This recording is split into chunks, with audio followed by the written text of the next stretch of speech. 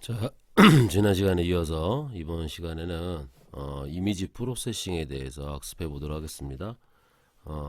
지난 시간에 잠깐 말씀드린 것처럼 원격 탐사는 취득된 데이터가 이미지 형태죠. 즉 레스터 형식의 데이터이기 때문에 이 레스터 형식의 데이터들을 이용을 해서 우리가 필요로 하는 성과물을 만들어내기 위해서는 다양한 과정들이 필요하게 됩니다. 그렇게 하기 위해서 이제 이 레스터 데이터가 가지게 되는 어떤 기본적인 특징들이나 어떠한 구성 요소 등을 좀 학습을 하고요.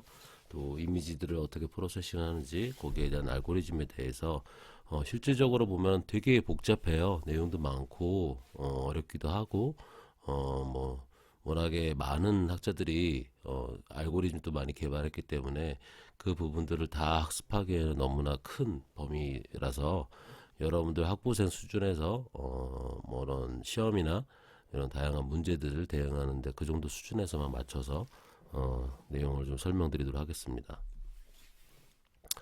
우선 레스터 데이터를 구성하는 최소의 단위예요. 우리가 화소라 부르고 또는 픽셀이라고도 부릅니다. 보통 이 원격 탐사에서 얻어지는 이미지들은 지금 보시는 디지털 형태의 데이터들로 저장이 되지요. 기존에 일반적으로 우리가 필름 사진을 통해서 현상을 통한 아날로그 이미지 같은 경우에는 농담과 색, 그 이제 색이 연속적으로 변하는 화상을 얻게 되지만요.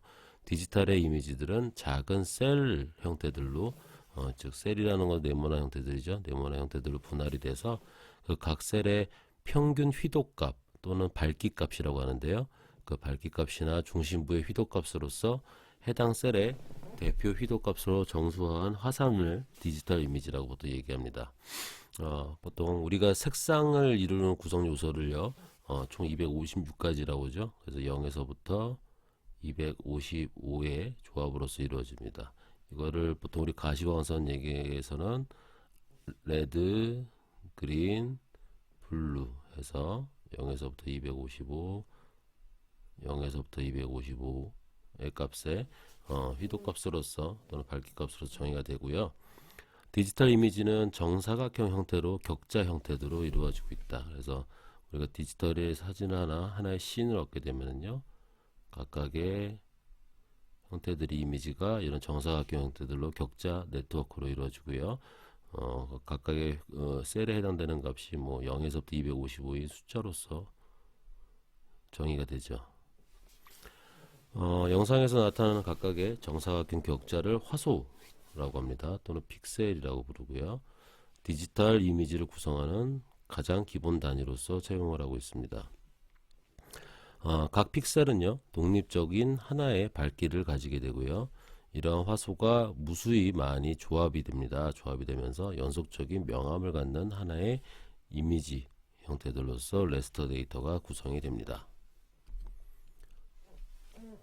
지금 보이는 화면의 구조 그림은요, 보통 그 영상 배열의 예시를 나타낸 거예요. 영상의 경우에는 픽셀의 위치를 표현하기 위해서 X와 Y 좌표를 사용하기도 하고요. 또는 지금처럼 열과 이렇게 열과 행으로서도 표시를 합니다. 행으로 나타나기도 합니다. 또한 라인이나 넘버 오브 픽셀스 퍼 라인이라는 말로 표현하기도 합니다. 지금 보이는 그림은 영상 내 픽셀을 배열한 예를 나타내고 있고요. 각각의 화소에 저장된 태양 에너지에 의한 태양 광선의 밝기 값은요, 위성의 센서마다 차이를 가지고 있습니다. 하지만 기본적으로 0에서 255 사이의 정수값인 256단계로서 저장이 됩니다. 예를 들어 검은색은 0이란 숫자로 또 밝게 변하면서 백색은 255라는 값을 갖게 되는 거죠. 한 화소의 밝기 값은 파일로 저장하기 위해서는요, 기본적으로 8개의 비트가 필요합니다. 즉, 한 화소가 가지고 있는 것은 8개의 비트의 형태들로, 디지털 형태들로 저장이 되고요. 이 8개의 비트는 보통 우리가 1바이트라고 하죠. 1바이트라고 컴퓨터에서는 최소 단위로서 얘기를 하고 있고요. 이렇게 1바이트 저장 공간이 한 픽셀당 필요하게 됩니다. 즉 인공위성에 촬영된 영상 자료의 저장 방식은요, 결국은 유저가 저장된 파일의 크기로부터 대략적으로 영상 자료의 크기를 예측할 수도 있게 해줍니다. 예를 들어서 지난 시간에 봤던 다양한 지구 원격 탐사 위성 중에서 프랑스의 스팟 위성의 관측 센서 중에서요, 전정색으로 촬영 가능한 펜크로매틱이라는 센서로 얻어진 영상의 경우에는 가로 세로 약 6,000개 바이 6,000개로 구성이 되어 있어요. 스팟은요. 즉, 이 화소의 개수는요, 전체적으로 보면은 어떻게 돼? 3,600만 개의 화소가 하나의 씬에 구성이 되죠. 그죠? 이렇게 한 씬에 그러면 6,000개 바이 6,000개로서 셀이 이렇게 구성이 되어 있다는 얘기입니다. 그래서 3,600만 개가 화소가 계산이 되는데요. 이것을 파일로 모두 저장하기 위해서는 한 셀이 약 1바이트였잖아요. 그래서 360만 바이트가 필요하게 되겠고요. 이것을 보통 저장하는 우리 공간에 메가 단위로 나누면요, 36 메가 바이트가 필요하게 됩니다.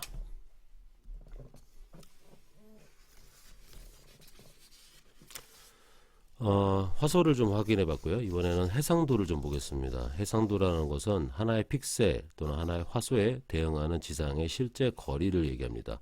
즉, 고해상도라고 이야기하는 것은 한 픽셀이 보여줄 수 있는 최소의 거리 값이 얼마다라고 보통 이야기를 하고요. 특히 해상도를 이야기할 때는 전자파 에너지를 감지하는 센서가 샘플링할 수 있는 주기, 즉 지금처럼 이렇게 시야각이 있을 텐데요. 내가 확인하는 밤에 스캐닝에 딱 한 번 했을 때 한 번에 딱 찍히는 범위, 이거를 순간 시야각, 지난 시간 잠깐 얘기했었죠.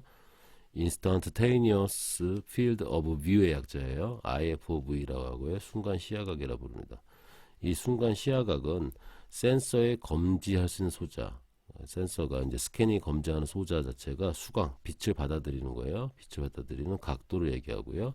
이 센서 전체가 수광할 수 있는 각을 FOV라고 합니다. Field of View라고 얘기합니다. 즉, 내가 스캐너가 한 번에 이렇게, 여러분들 스캐너 보시면 레이저 빔이 주 스캐닝하죠, 그죠? 이렇게 스캐닝하는 범위가 이렇게 한 줄 쭉 범위 스캐닝할 때 그 범위를 순간 시야각으로 보시면 되고요. 스캐너 크기는 보통 A4 정도 되잖아요, 그죠?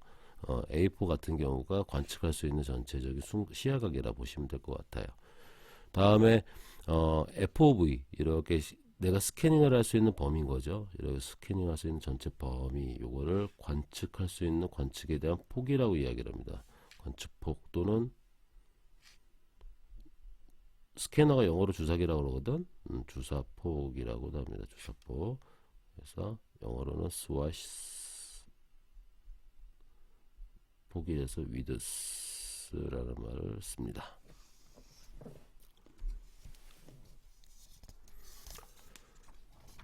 그 다음에는 이어서 해상도인데요. 지난 시간에 봤던 그림인데요. 지상 해상력, 보통 우리가 지구를 관측하기 때문에 이 원격 탐사에서는 지표면에 관측되어 있는 셀에 하나가 이루고 있는 픽셀의 크기가 해상도로서 얼마나 표현할 수 있는지를 제시를 하는데요. 그걸 지상 해상력이라고 합니다. 그라운드 레졸루션이라고 영어로 얘기하고요. 지구 표면을 관측한 원격 탐사의 이미지에서 식별이 가능한 최소 영역을 지상에서의 대응할 수 있는 거리나 또는 대상물의 크기로서 표현하는 것을 지상 해상력이라고 그러고요. 보통 지상 분해능이라는 말 쓰고요. 지상 해상도라는 말도 많이 씁니다. 보통 요걸 좀 많이 써요. 한 픽셀이 지상에서 차지하는 크기 또는 순간 시야각이라에 해당되는 지상 투영면의 크기를 지상 해상력이라 할 때도 있으나 엄밀하게 좀 다릅니다. 그래서 1m 해상도, 10m 해상도, 30m 해상도 그럴 때는요, 요 최소 단위를 이루고 있는 픽셀의 크기가 보여주고 있는 거리가 30m인 범위다 라고 얘기를 하고요. 10m는 이 픽셀 하나가 10m 범위고 픽셀 하나가 1m 해상도다 라고 얘기합니다. 해상도가 높으면 높을수록 우리가 구분하고 판독하기는 좋지만 동일한 영역의 경우에는 아무래도 이 픽셀 수가 적은 것보다 픽셀 수가 많은 건 저장할 수 있는 화소의 밝기값, 즉 휘도값이 많아지다 보니까 데이터의 크기가 당연히 커지겠죠. 그죠?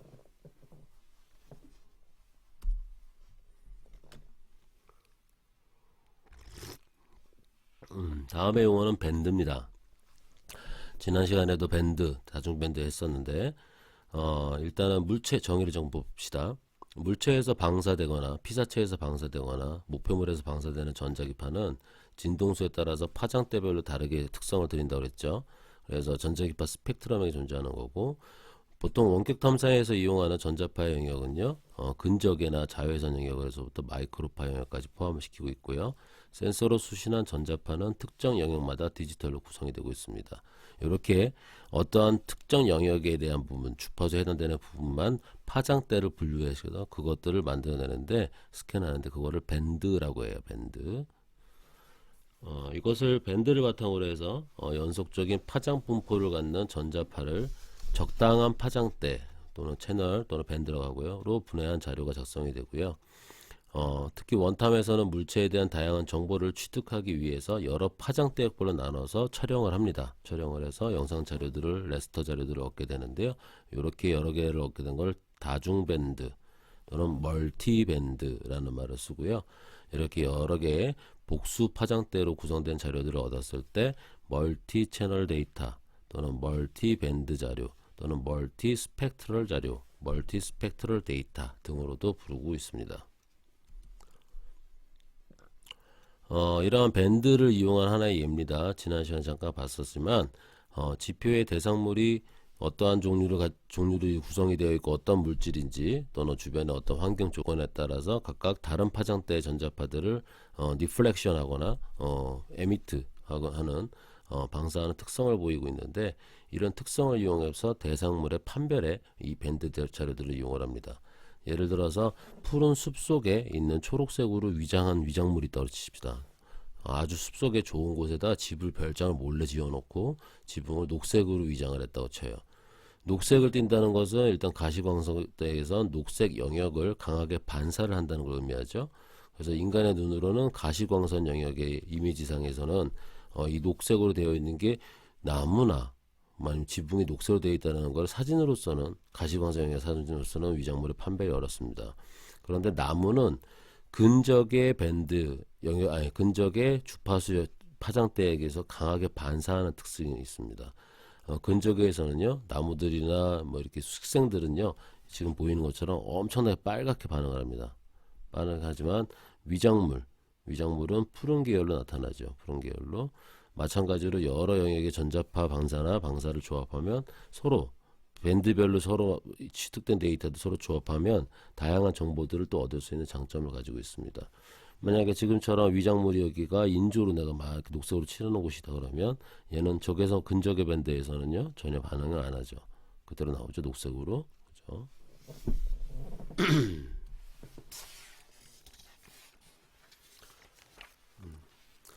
자, 멀티밴드, 여러 밴드로 구성되어 있는 이미지 형식들은요, 일단은 2차원, 우리가 보통 사진이 2차원 공간이잖아요. 2차원 공간상에서 화소 배치에 따라서 밴드별 정보를 어떤 구조로 저장하는가에 따라서 크게 세 가지 종류로 구분을 하고 있습니다. 예를 들어서 랜드세 위성의 7호기부터는 ETM 센서라고 그래서 Enhanced Thematic Mapper라고 하는 8개 밴드를 가지고 있다고 그랬는데, 그 전에 거를 잠깐 보도록 할게요. 그 전에 위성 같은 경우에 7개 밴드라고 그랬습니다. 그죠? 시메트 매퍼는 7개 밴드를 가지고 있고요. 아래는 각각의 밴드를 일단 도식적으로 표현한 겁니다. 총 7개 동일한 지역에 7개 센서가 이제 7개 밴드로 이렇게 이미지를 저장을 하면, 예를 들어서 밴드 1에 저장되어 있는 픽셀은 뭐 A 이렇게 저장이 되어 있다 합시다. 밴드 2는 BBBBBB, 그 다음에 밴드 7은 GGGGG 이런 값들이 저장이 되어 있다 했을 때, 이 픽셀들을 조합하거나 저장하거나 이용하는 방식에 따라서 크게 세 가지 종류로 구분을 합니다. 제일 먼저는 BSQ 방식이고요. 밴드 시퀀셜 방식입니다. 각 밴드의 2차원 픽셀 자료를 밴드 순으로 정렬한 자료 형식입니다. 뭐냐면 예를 들어서 1번 밴드가 있어. 이렇게 해서 2, 4, 8, 7 뭐 2번 밴드 3번 밴드까지 합시다. 얘는 24, 30, 27, 26, 얘는 18, 15, 13, 12. 이런 밴드가 있다고 합시다. 시퀀셜 밴드 같은 경우는요, 그 번호 순서대로 밴드 순서대로 픽셀의 순을 이렇게 쭉 열별로 이렇게 해서 나눠준 겁니다. 예를 들어서 저장을 BSQ로 한다. 이 지금 밴드 보면 2, 4, 8, 7, 24, 30, 27, 26, 18, 15, 13, 12 이런 식으로 저장을 한다는 거죠. 자, 두 번째는 밴드 interleaved by line이고요. 각 밴드의 라인을 밴드 순으로 정리를 하고 이를 전체 라인에 대해서 반복한 거다. 즉 1번 밴드의 첫 번째 라인 2, 4 쓰고요. 다음에 2번 밴드로 건너가서 첫 번째 라인 24, 30 다음에 3번 밴드의 첫 번째 라인 18, 15 이런 식으로 저장을 하고요. 또 그 다음에는 1번 밴드로 다시 건너와서 두 번째 라인이죠. 8, 7 다음에 27, 26 13, 12 이런 식의 순으로서 반복해서 저장하는 방식을 BIL이라고 합니다. BIP는요 밴드 인터리브드 바이 픽셀이에요. 각 밴드의 각 픽셀을 밴드별로 정렬하고 이를 전체 픽셀에 대해서 반복한 자료 형식이다. 즉 잠깐 건너가서 보면 BIP 방식은요 첫 번째 밴드의 첫 번째 픽셀을 썼으면 두 번째 밴드의 첫 번째 픽셀, 그 다음 세 번째 밴드의 첫 번째 픽셀, 네 번째 밴드의 첫 번째 픽셀 순으로 정리한다는 거죠.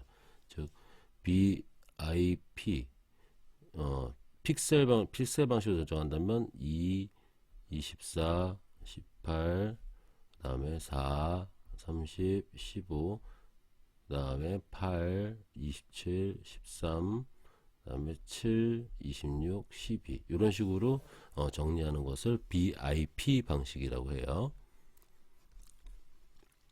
그래서 지금 BSQ와 BIL과 BIP 방식을 저장한 것을 한번 정리를 하나로 해봤습니다. 쉽게 이해가 되죠? 일반적으로 컬러 화상의 표시 장치에서는요 RGB의 세 가지 밴드로서 구분하여 표시하거나 밴드별로 영상 처리를 해야 될 때는 밴드별로 그냥 순서대로 쭉 나와 있는 이제 밴드 BSQ 방식이 좀 형식이 적합합니다. 하지만 수학적으로 좀 최적 분류법이라 같은 거 maximum likelihood classifier 같은 이런 방법을 쓸 때는 픽셀별 처리하는 BIP 방식이 적합하다고 합니다. 다음에 라인 형식으로 저장하는 방식은요 지상을 스캐닝하는 형태의 위성 영상 획득 방법과 가장 유사하기 때문에요. 그러니까 왜냐면 이게 주사를 할 때 라인 끌고 쭉 라인 끌고 쭉 라인 끊잖아요, 그죠? 그래서 일반적으로 멀티밴드 영상 자료의 저장에 있어서는 BIL 방식이 라인 방식으로 가장 많이 사용되고 있습니다.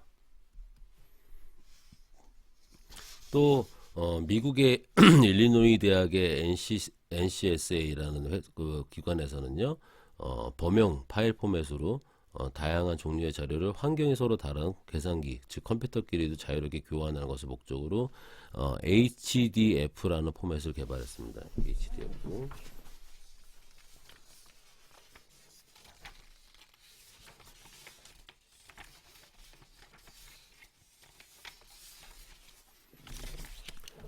HDF 포맷은요 자기 기술식 포맷으로서 뭐 HDF 대형 프로그램만 있으면 다른 외부 정보가 없어도 인덱스라고 그래서요 파일의 세부적인 내용에 대한 정보들을 따로 적었던 파일이라고 하면 돼요. 그거로부터 파일 구조와 내용을 알 수 있습니다.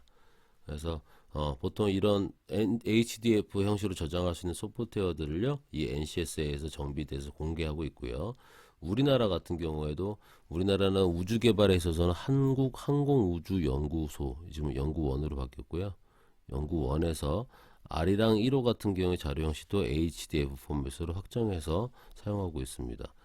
우리나라 우주 개발은 이 항공우주연구원 카리라는 데서 하고 있고요. 뭐 지금 한국형 GPS 시스템도 개발하려고 지금 추진하고 있는데요. 그것도 이 카리에서 만들고 있습니다. 자, 이제 본격적으로 이미지 프로세싱에 대한 내용들을 좀 이론을 좀 들어가기 앞서서 색 이론이라는 걸 좀 보도록 합시다. 빛의 삼원색 잘 아시죠? 우리 빛의 삼원색 빨간색과 파란색과 녹색으로 구성이 되어 있죠. 빨간색과 보통 우리가 그린색을 합치면 이렇게 노란색이 되죠. 그렇죠? 그린과 블루를 합치면 우리가 사이언, 청록색 같은 거가 되죠. 그 다음에 레드와 블루가 합쳐지면 마젠타라고 불리는 보통 옐로우, 사이언, 마젠타 여기 프린터가 채용하고 있는 프린터의 토너들의 색깔 분류죠. 그죠? 빨간색 255, 그린 255, 블루 255가 세 개가 합쳐지게 되면 화이트가 나오죠. 그죠? 레드 0값, 그린 95, 블루 0값 하면 다크 그린이 만들어지고 레드 255, 그린 제로, 블루 255 하면 퍼플이 만들어지고 그죠? 다음에 레드, 그린, 블루가 다 0값이면 구성이 됐으면 검은색 블랙이 나옵니다.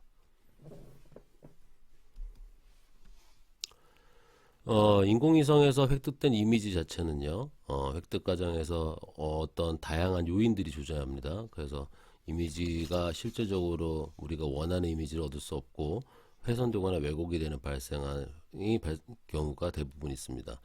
이러한 왜곡 또는 디스토션이라는 이미지 디스토션은 이미지 자료의 처리나 분석 시에 여러 가지 오류를 가져올 수 있는 오차 요인으로 작용이 되죠. 그래서 이미지를 처리하기 전에 내가 결과물들을 뽑기 전에 이런 여러 왜곡량들을 미리 보정하는 과정이 있습니다. 그거를 이미지의 전처리라고 하고 프리프로세싱이라고 합니다. 이미지 전처리 과정이라 하고 원격 탐사 과정 중에서 가장 중요한 부분이다. 왜냐하면 영상의 퀄리티를 높여서 최고적화된 해석을 통해서 최적의 성과를 만들기 위한 사전 준비 과정이기 때문에 그렇습니다. 전처리를 하기 위해서는 일단 이미지에 포함되어 있는 노이즈, 잡음이 있을 거예요. 노이즈. 잘못 찍혀 있거나 화소수가 주변 값이 뭐 갑자기 튄다든가 주변에 비해서 그런 것들이 있을 거고요. 또 태양에 들어오는 빛의 세기가 태양 광선이 강하다거나 태양 광선에 들어오는 입사 각도에 따라서 계속 시간대별로 달라지잖아요. 계절별로 틀려지고 동일한 지역에 동일한 시간에 찍는다고 해서 똑같은 밝기 값이 나타나지가 않으니까요. 그런 복사량에 대한 보정, 대기에 포함되어 있는 대기 효과에 대한 보정들 여러 물질들이 있습니다. 수증기부터 해서 또 기하학적인 보정. 내가 센서를 가지고 찾는데 똑같은 거예요. 비행기 가지고 촬영을 했을 때 항공사진 측량에서 이렇게 정확하게 연직으로 찍으면 괜찮아 사진이 딱 나오지만 얘가 약간 비행기 자세가 틀려지면 찍어진 게 이렇게 이미지가 왜곡이 생기잖아요. 그죠? 조금 기울어지면 앞쪽이 좀 작게 나오고 뒤쪽이 길게 나오고요. 마찬가지로 인공위성에서도 지구를 연직으로 찍으려고 노력을 하겠지만 위성에서도 촬영을 할 때 이렇게 촬영되는 각도가 살짝 뒤틀리는 경우에 조금 더 왜곡된 형상으로 찍힐 수도 있겠죠. 그죠? 조금 뒤틀려 찍히면 그래서 요 부분들을 보정을 해줘야 되겠죠. 그런 것들 기하학적인 보정. 사진 측량과 매우 유사합니다. 먼저 노이즈 제거 단계인데요. 노이즈 제거는 고해상도의 영상 처리를 위해서 이미지 내에 포함되어 있는 불필요한 성분인 이미지를 제거하는 방법입니다. 크게 두 가지를 이용하고요. 이동평균법과 중앙값 방법을 이용하고 있습니다.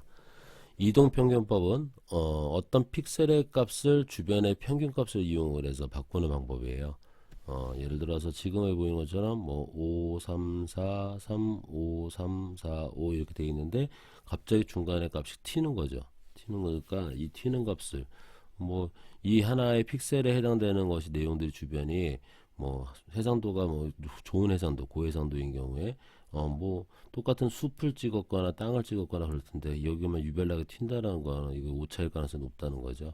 그럴 때는 주변부에 있는 5, 3, 4, 3, 5, 3, 4, 5 요 값을 단순하게 다 더해서 산수평균한 값으로 치환해 버리는 거예요.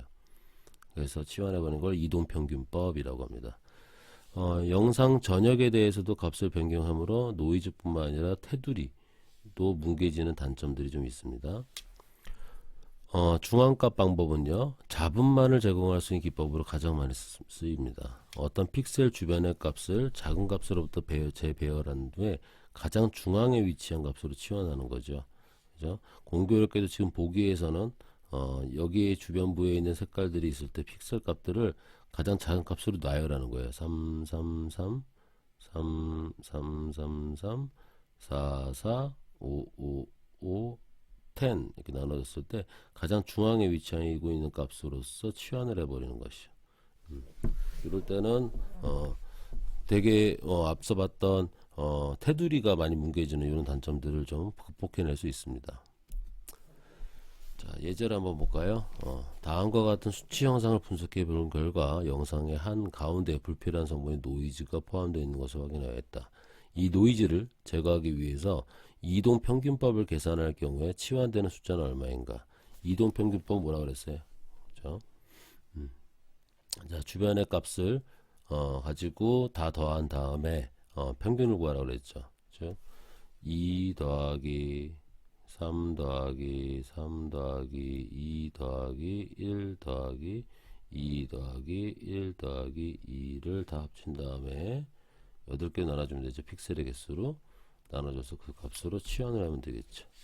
값이 2가 나오니까 이 값은 9가 아니라 2로 수정이 되겠다라는 겁니다.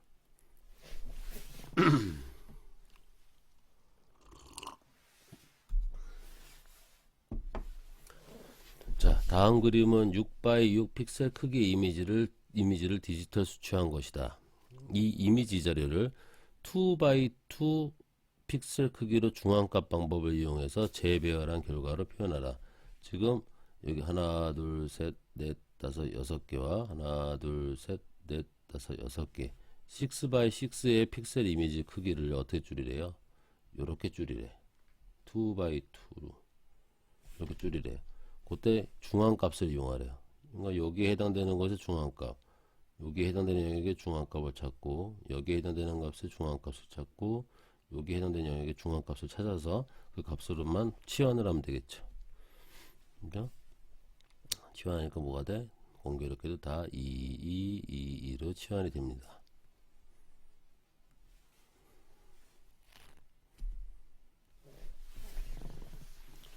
자, 이 다음에 이미지 전처리 과정인 복사량 보정입니다. 복사량 또는 방사 보정이라고도 하고요. 피사체나 목표물에서부터 반사 또는 복사되는 전자 에너지를요, 우리가 위성에 탑재되어 있는 센서로서 관측을 하게 되면 측정한 값은 대상물의 분광 반사율 또는 분광에 대한 반사 휘도와 같은 물리량과 일치하지 않습니다.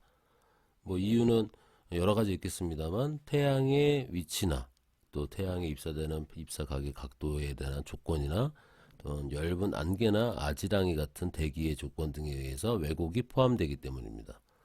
대상물의 반사 및 복사 특성을 정확하게 평가하기 위해서는 이들 왜곡을 소거해야 되겠죠. 제거해야 되겠죠. 자, 영상 자료로부터 복사 휘도와 관련된 각종 왜곡을 제거하는 과정을 복사량 보정이라 합니다. 라디오메트릭 코렉션이라고 하고요. 복사량 보정에는 센서의 감도 특성에 기인하는 보정. 그러니까 센서가 얼마나 이렇게 좋은 카메라 같은 경우에는 우리가 실제 눈에 보이는 현재처럼 빛을 그대로 감광을 잘 이용할 수 있게끔 렌즈가 많이 발달되어 있기도 하고요. 그런 센서들마다 달라서 동일한 뭐 지역을 찍어도 이 사람의 디카와 저 사람의 디카에 따라서 색깔이 달라지잖아요. 그죠? 그래서 감도 특성에 기인하는 보정, 태양 고도나 지형에 따라서 기인하는 보정, 발생하는 보정, 또 대기 흡수 또는 스캐터링 그래서 대기 산란, 대기에서 발생하는 다양한 대기 보정 이렇게 해서 여러 가지 요인들이 좀 있습니다. 먼저 센서의 감도 특성에 따른 보정은요, 크게 광학계의 특성에 따른 보정과 광전 변환계의 특성에 따른 보정에 있습니다. 감광 특성과 감도 특성이라고 차이를 구분이 되는데요. 그냥 간단히 설명을 좀 드릴게요. 광학계를 이용하는 광학계 특성이라는 거에 의한 보정은요, 렌즈를 이용할 경우 광학계 같은 경우에는 예를 들어서 촬영면에 있어서 중심부가 주변부보다 더 어두운 경우가 있습니다. 그럴 때는 광축으로부터 촬영면 주변부로의 각도를 세타라고 했을 때 이상적 광학계 같은 경우에는 어떤 점의 광량은 코사인 세타에 거의 비례하면서 간단하게 보정할 수도 있습니다. 광전 변환계의 특성에 따른 보정은요, 감도 특성이라고 하는데 광전 변환계의 감도 특성은 일반적으로 재현성이 높다고 해요. 재현성이 높다고 그래서 지상에서 그 특성을 정기적으로 측정해 두고 그 값에 따라서 보정을 하면 됩니다. 뭐냐면 광전 변화계는 어떤 그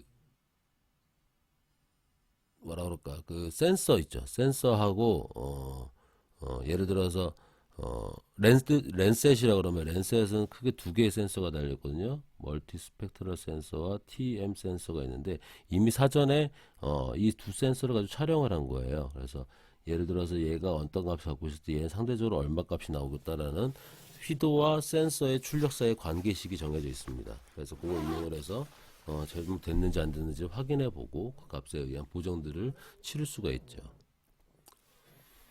또 태양 고도와 지형에 따른 보정은요, 시야각과 태양각 사이의 관계에 의한 휘도 변화의 보정을 태양 고도에 따른 반사 특성을 이용해서 보정하는 걸 이야기하고요. 지형 경사에 의한 영역의 보정은 지형에 따라서 반사 특성이 또 다릅니다. 지형의 경사각이 서로 가지고 있는 것에 따라서 빛의 세기가 밝기가 또 달라지게 되겠죠. 그런 부분들을 좀 보정하기도 하고요.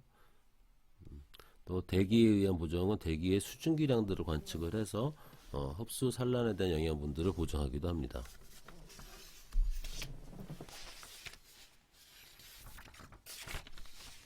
복사량을 보정하는 하나의 예를 좀 볼게요. 예를 들어서 태양이 지금 이 지형에 따라서 태양의 지금 각도가 평지 지형인가 봐요. 잘 매칭이 돼서 태양의 빛이 좀 세게 들어온 거죠. 그래서 가운데가 아주 밝게 발생되는 선스팟이라는 현상이 된 거죠. 태양광이 지표면에서 반사되거나 또 산란되어서 그 주변이 다른 곳보다 한층 밝아진 것을 선스팟이라고 하는데요. 이건 태양 고도가 되게 높을 때 발생을 합니다.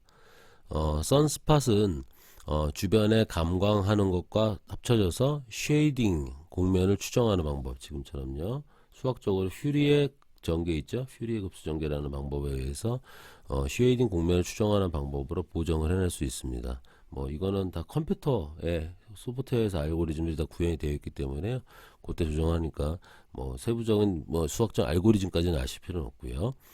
자, 쉐이딩 공면이라는 방법은요, 영상의 밝기 변화 중에서 선스팟과 주변 감광에 기인 성분들을 의미하고요.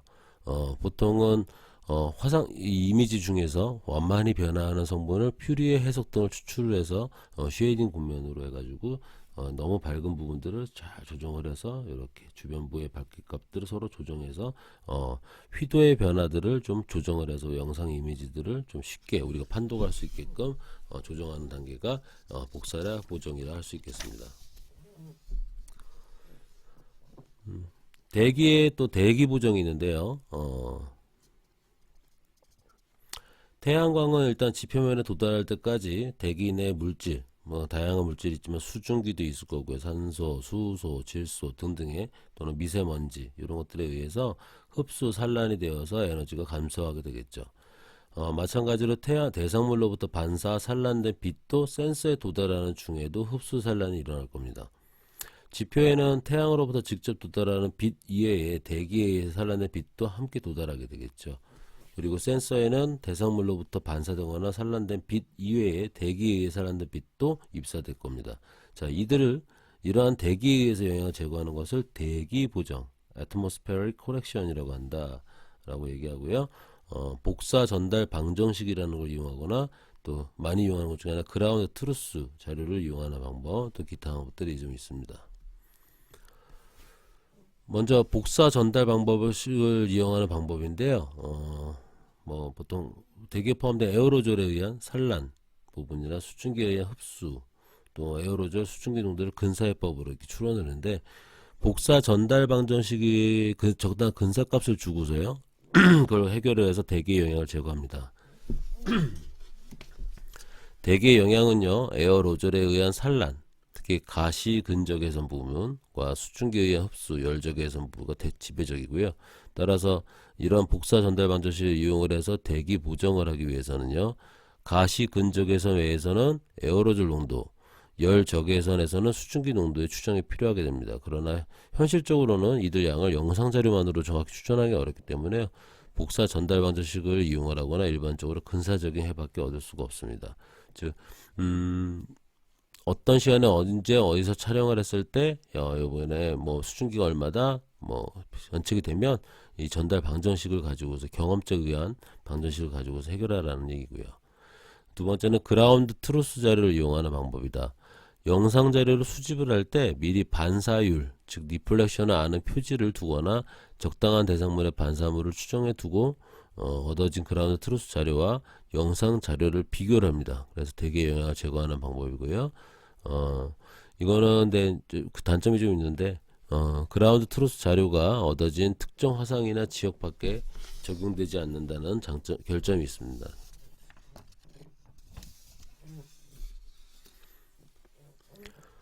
다음은 기하 보정입니다. 기하 보정. 원격 탐사를 통해서 얻은 레스터 데이터는 앞에서 설명한 바와 같이 여러 가지 요인들에 의해서 영향을 받게 되는데요. 이 중에서도 영상 자료의 절대 위치의 차이가 나타나는 기하학적인 휘어짐이 가장 큰 부분을 차지하게 됩니다. 이는 단순하게 수평 좌표에 대한 부분들의 차이뿐만 아니라 영상 내 화소들 사이의 상대적인 위치 차이도 발생이 되겠고요. 그래서 이렇게 기하학적으로 휘어지는 것은 영상 내의 각 점의 위치 변동을 의미하기 때문에요. 이렇게 휘어진 영상을 표면 위에서 존재하는 기존의 지형도와 중첩시키기 위해서 인공위성 영상에 나타나는 각 측정의 위치를 지형도와 같은 크기와 투영값을 갖도록 변환해 주는 과정이 필요합니다.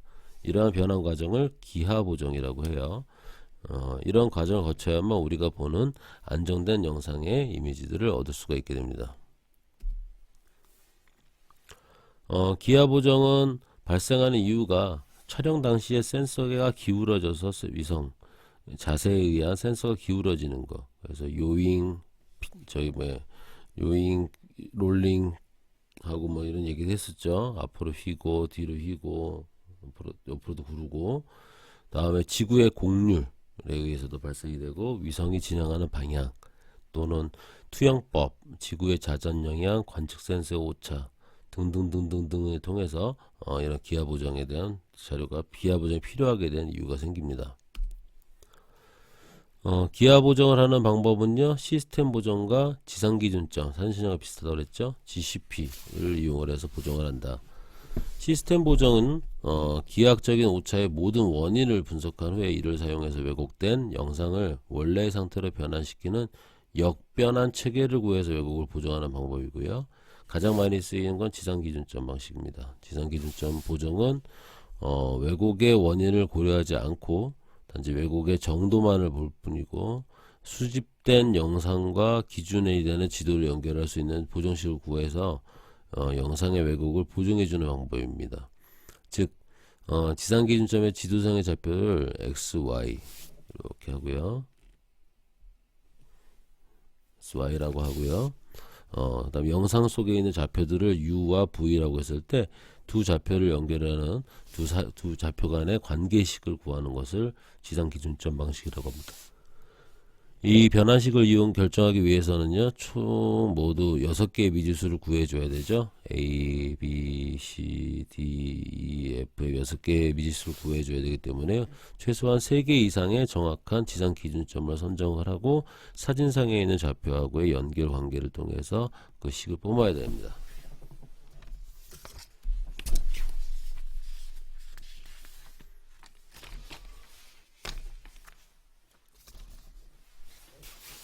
다음에 지상 기준점에 해당하는 이미지 내 점들을 인위적으로 맞추게 되고요. 그 사이 점들에 대해서는 내삽해서 위치 결정하게 되는데, 무엇보다도 지상 기준점 선정이 조건이 가장 중요하다. 이런 앞서 봤던 변환식에 의해서 영상의 화소들이 재배치되는 것을 보통 리샘플링이라서 재배열이라고 그러고요. 무엇보다 제일 중요한 거는 지상 기준점에 대응하고 있는 지상 기준점의 정확도가 나중에 성과물에 대한 정확도와 가장 유사하기 때문에요. 지상 기준점은 영상 좌표랑 지도 좌표 사이의 변화에 있어서 기준이 되기 때문에 그 위치가 시간에 따라 변화가 없어야 되고요. 이런 점은 도로의 교차점, 제방의 끝, 인공구조물, 대형 건물 등이 주로 이용되고 있습니다. 이때 센서의 해상력을 감안하는 것도 잊어서는 안 될 요소고요.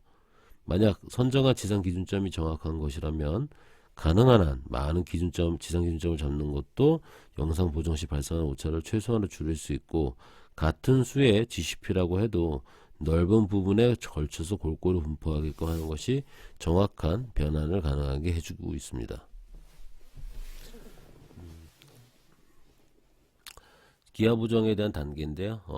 로우 데이터는 원래의 영상 이미지를 보정 방법을 결정을 해서 보정식을 찾고 보정 방법과 보정식의 타당성을 검토해서 리샘플링해서 기하 보정된 이미지를 얻게 되겠는데요. 하지만 이런 이제 지상 기준점 보정의 기본 개념이 영상에 있는 기준점들을 지도상에 있는 해당 위치에 인위적으로 맞춰주는 작업을 하게 돼요.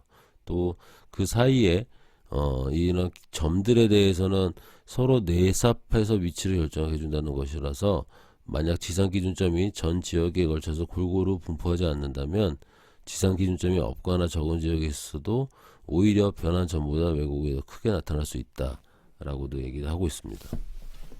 그런 관련된 논문들도 많이 나오고 있고요.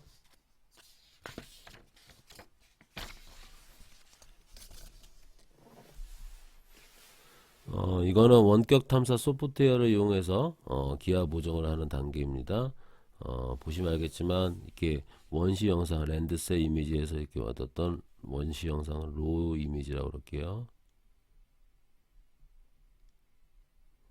원시 영상 데이터들 읽었을 때 이렇게 좀 그림이 잘 보이나 모르겠습니다만 이런 특정 지점에 대한 위치들이 골고루 분포될 수 있게끔 이게 GCP예요. GCP를 통해서 화면에 있는 좌표, 이 그림 사진에 있는 좌표하고 지상에 있는 기준점에 대한 좌표들을 서로 맞춰주는 작업들을 하게 되겠죠. 이게 보면은 저번 시차차 같은 거 있죠? 그런 것들을 해줘서 바꿔주는 작업이다 보면 돼. GCP하고 기하 보정해서 단계를 해서 기하 보정이 완료가 되면 그 다음에는 그 결과물들 가지고 우리가 최종적으로 다양한 목적에 맞게끔 사용할 수도 있고 이미지들을 뭐 따로 이렇게 목적에 맞게끔 처리도 해서 새로운 결과물들을 뽑아낼 수도 있게 되겠습니다.